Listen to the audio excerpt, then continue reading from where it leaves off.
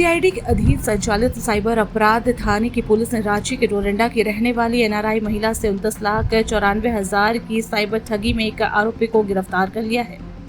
गिरफ्तार आरोपी रविशंकर द्विवेदी उर्फ राजू है, जो नई दिल्ली के छावला थाना क्षेत्र के श्याम विहार फेज नंबर 1 एक्सटेंशन ब्लॉक में रहता है। पुलिस ने उसके पास से कांड में प्रयुक्त एक SIM card, corporate internet banking के क्रेडेंशियल के आदान प्रदान, साइबर ठगी से संबंधित व्हाट्सएप चैट बरामद किया है। पुलिस ने त्वरित कार्रवाई करते हुए ठगी के रुपयों में से 9,36,000 रुपए फ्रीज करवा दिया है। साइबर अपराध थाने में पीड़िता ने 9 मार्च 2024 को प्राथमिकी दर्ज कराई थी। उसने बताया था कि वो लंदन की रहने वाली है और कुछ दिनों के लिए रांची आई थी। साइबर अपराध पुलिस ने प्राथमिकी दर्ज करने के बाद पूरे मामले का अनुसंधान किया तो जिस वेबसाइट पर पीड़ित से अकाउंट बनवाया गया था उसका IP address Amsterdam, Netherlands, Singapore, चीन, टोक्यो, जापान का पाया गया। गिरफ्तार आरोपितों के स्वीकारोक्ति बयान और अनुसंधान में पता चला है कि चीन में ऑपरेट करने वाले एक बड़े अंतर्राष्ट्रीय साइबर अपराधियों के गिरोह के लिए काम करने वाले भारत में साइबर अपराधी सक्रिय हैं। ये अलग अलग बैंकों के कॉर्पोरेट इंटरनेट बैंकिंग खाता खोलकर इस प्रकार के इन्वेस्टमेंट स्कैम करते हैं। आई हुई थी तो उसको किसी व्यक्ति ने एक व्हाट्सएप पे मैसेज भेजा कि आप जो है ये छोटे पार्ट टाइम जॉब करेंगे तो उसमें आपको अच्छा रिटर्न मिलेगा। तो इस बात से प्रभावित हो गई महिला और उसने धीरे धीरे करके वो पार्ट टाइम जॉब करने शुरू की, जिसमें उसको छोटे छोटे अमाउंट्स उसके अकाउंट में आने लगे। तो उससे वो इनकरेज हो गई, उससे उसको और हो गई। तो फिर उसने बड़े अमाउंट्स को उसमें इन्वेस्ट करना शुरू कर दिया और उसके बाद में एक टेलीग्राम चैनल पे एक लेडी ने उससे कांटेक्ट किया और उससे इन्वेस्ट करवाना शुरू कर दिया पैसे को। और उसका रिटर्न जो है, जैसे आपने 10 रुपये लगाए तो आपके 10 के 20 हो गए, ये दिखाने के लिए उन लोगों ने एक फेक वेबसाइट क्रिएट की, जहाँ पे जब भी वो महिला जाती थी देखती थी उसको लगता था कि उसका पैसा बढ़ते जा रहा है। तो उसको काफ़ी विश्वास हो गया इन लोगों पर और उसने इसमें इस तरह से 29,94,000 29,94,000 रुपीज़ उसने वो 1-1.5 महीने के बीच में उसने इसमें इन्वेस्ट कर दिया। जब उसने उसके ये पैसा बेसिकली उसके बच्चे जो बाहर सेटल्ड है उन्होंने उसको उसके ओल्ड एज के लिए दिया हुआ था।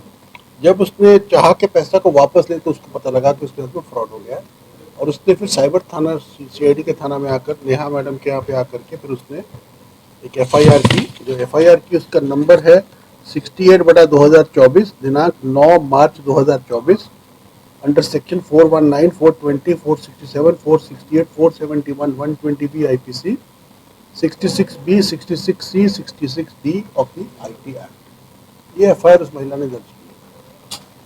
तो उसके बाद हमारी जो सीआईडी की टीम है इन्होंने काफ़ी मेहनत की उसमें, क्योंकि ये केसेस को डिटेक्ट करने में काफ़ी देश के कई जगह पे जाना पड़ता है। और जब उन्होंने पता लगाया कि ये पैसा 29,94,000 गया कहाँ है, तो पता लगा ये मुख्य रूप से 6-7 अकाउंट्स में पैसा गया था, जिसमें करीब 15 लाख रुपया एक साइट ट्रेडिंग कंपनी, कोई लोनी फरीदाबाद में इसका एड्रेस बताया जा रहा था, उस कंपनी के अकाउंट में ये पैसा गया था। और जब उस कंपनी का उन्होंने ऑनलाइन डिटेल निकाला तो पता चला कि धीरेन्द्र कुमार नामक व्यक्ति के नाम से ये कंपनी का एड्रेस था। लेकिन जो बैंक अकाउंट में जो एड्रेस था वो इतना वेग था कि उससे उस बंदे का एड्रेस ट्रेस नहीं हो पाया, बंदा पकड़ पे नहीं आया। तो फिर उन लोगों ने उस अकाउंट को खोलने के लिए, जब भी कोई अकाउंट खोला जाता है तो उसमें एक ईमेल आईडी और एक फ़ोन नंबर भी दिया जाता है। तो ईमेल आईडी को भी ट्रेस किया तो उससे भी कुछ पता नहीं लगा, पता लगा वो डेड है। फ़ोन नंबर को ट्रेस किया तो पता लगा वो इनएक्टिव है। तो एक डेड एंड पहुंच गई। तो ये लोग थोड़ा सा मतलब मायूस हो गए कि लगता है कि केस फेल हो जाएगा। फिर इन्होंने क्या किया, उस ईमेल आईडी को का रिकवरी ईमेल आईडी का पूछा कि इसका रिकवरी ईमेल आईडी, आप जो लोग यूज़ करते होंगे जानते होंगे, हर ईमेल आईडी का एक रिकवरी ईमेल आईडी भी रहता है कि अगर बाई चांस आपका ईमेल आईडी का पासवर्ड भुला जाए तो दूसरे ईमेल आईडी में पासवर्ड भेज कर तो उसको रिकवर किया जा सकता है। तो जब रिकवर ईमेल आईडी मिला तो एक मिला ravi.vision@gmail.com बोल करके एक रिकवरी ईमेल आईडी मिला। जब इस जीमेल आईडी को इन लोगों ने गूगल से उसका डिटेल मांगा तो उसमें उनको कुछ मोबाइल नंबर्स मिले। तो जब उन नंबर्स को इन्होंने उसके कॉल डिटेल्स को निकाला तो उसमें वो नंबर मिला जिससे कि अकाउंट खोला गया था साइट ट्रेडिंग का। वो नंबर भी उसके चैट्स में, उसके CDR में मिला। इससे पुलिस को कंफर्म हो गया कि ये ravi.vision नामक ईमेल आईडी जो है ये कहीं ना कहीं इस पूरे घोटाला से लिंक है। तो फिर उसके बाद में इन्होंने ravi.vision का जो ईमेल आईडी से जो फ़ोन नंबर निकाला, उसका जब एड्रेस निकाला तो एक रवि द्विवेदी नाम के व्यक्ति के नाम से निर्गत है। ये रवि द्विवेदी मूलतः गढ़वा का रहने वाला है, परंतु अभी हाल में ये दिल्ली में बस गया है। इसका एड्रेस हमारे पास में है, दिया हुआ है। इसका दिल्ली का एड्रेस है, पर मूलतः गढ़वा का रहने वाला है। तो इसका एड्रेस आपको जो मैंने नोट किया उसमें एड्रेस आप देख सकते हैं। तो फिर इसके बाद में हम लोगों ने यहाँ से एक टीम भेजी दिल्ली। अभी तक जो इन्वेस्टिगेशन हो रही थी ये बेसिकली थ्रू ईमेल हो रही थी। जब पता लगा कि यह बंदा कन्फर्म हो गया, फिर उसका लोकेशन निकाला गया, तो लोकेशन के आधार पर इसको आदमी को अरेस्ट किया गया। तो जब इसको अरेस्ट किया गया और उसको रांची लाया गया, अभी ये हमारी कस्टडी में, कल इसको हम लोग फॉरवर्ड करेंगे। तो इससे हमारे को एक ऐसी जानकारी मिली है जो आज तक हमें नहीं मिली थी, इसीलिए मैंने आज प्रेस कॉन्फ्रेंस की है। अभी तक हम लोग जिन लोगों को पकड़ रहे थे वो म्यूल अकाउंट होल्डर्स थे। म्यूल अकाउंट का मतलब है, म्यूल का मतलब था गधा, तो म्यूल अकाउंट का गधे का अकाउंट, मतलब किसी आदमी को बोला कि तुमको 10 रुपया देंगे, तुम अपने नाम पे अकाउंट खोल दो, हो गया म्यूल अकाउंट। तो अभी तक जितने लोग पकड़े जा रहे थे वो देवर म्यूल अकाउंट होल्डर्स।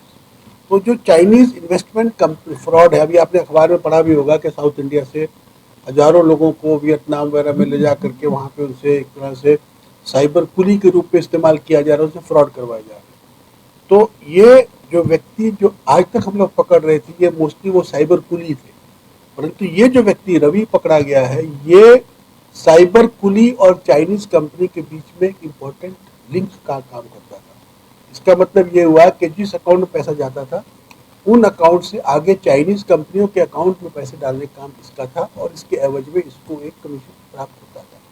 तो इसने बहुत सारे इंपॉर्टेंट लीड्स हमारे को दिए। अभी हम उसको डिस्क्लोज नहीं कर रहे हैं, परंतु हमारी डीएसपी और हमारी जो इंस्पेक्टर साहब हैं और बाकी जो लोग हैं उस पर वर्क कर रहे हैं, और निकट भविष्य में हम जो चाइनीज़ कंपनी के और एक कदम पास तक जरूर पहुंचेंगे, क्योंकि हमें कुछ बड़ी इंटरेस्टिंग इंपॉर्टेंट लीड्स मिली है जिसके थ्रू हमें पता लगेगा कि अल्टीमेटली वो आदमी कौन है जो कि चाइनीज़ कंपनी तक पैसे को पहुँचाते। ये पूरा एक पिरामिड है।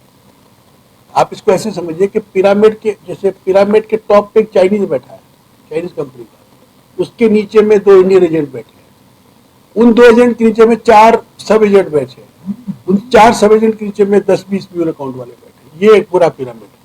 तो अभी तक हम लोग जो सबसे पिरामिड की जो सबसे नीचे पायदान के जो लोग थे उन्हीं को पकड़ पा रहे थे, लेकिन अभी हम टॉप तो नहीं, लेकिन टॉप से एक कदम नीचे या एक पायदान नीचे तक के लोगों तक हम पहुंचे हैं, जो कि हमें अगले पायदान के लोगों का हिंट और क्लू और उनके डिटेल्स, उनके एड्रेस, उनके फ़ोन नंबर दे रहे हैं, जिनके माध्यम से हमें उम्मीद है कि हम उन लोगों तक भी जाएंगे।